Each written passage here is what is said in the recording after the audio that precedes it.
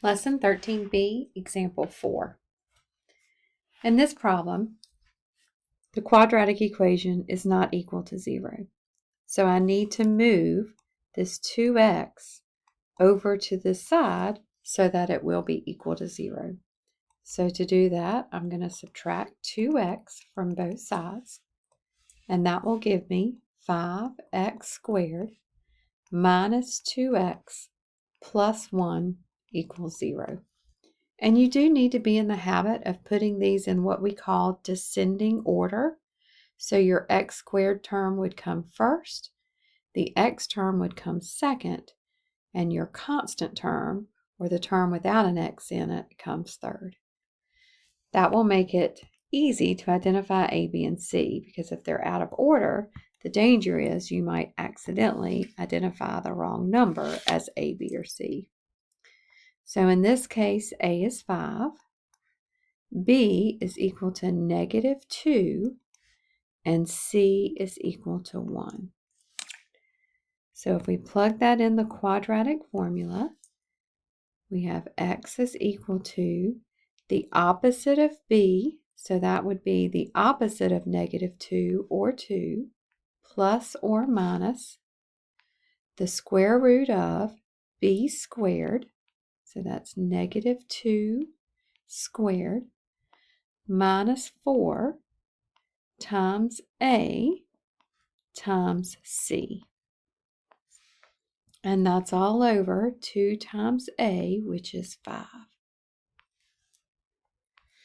So now that we've got everything plugged in, we'll just work on simplifying.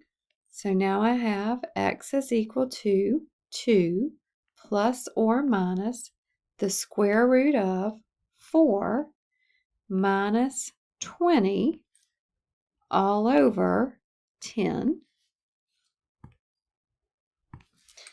Now my focus becomes the radical.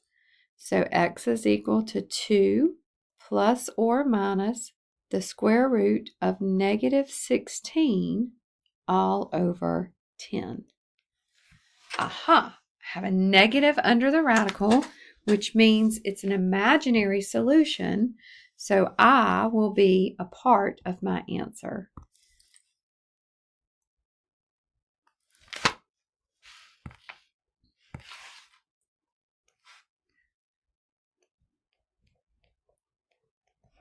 So when you have a negative number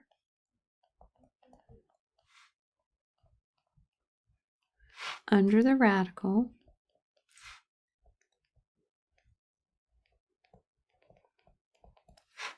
your solution, and I'm going to abbreviate solution SOLN, will be imaginary and contain I.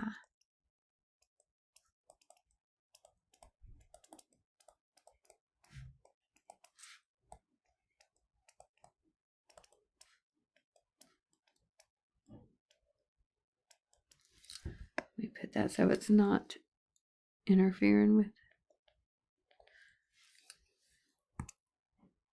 Okay, so let's work on what that simplified version of the solution is. So the square root of 16 is 4. So let me write it like this. I'm going to come up to the top.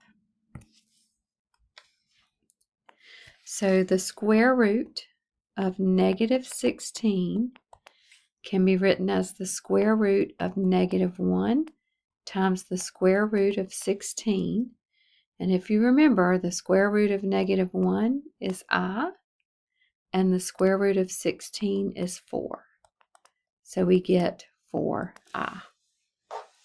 So now plugging this back in, that's going to give me x is equal to 2 plus or minus 4i over 10.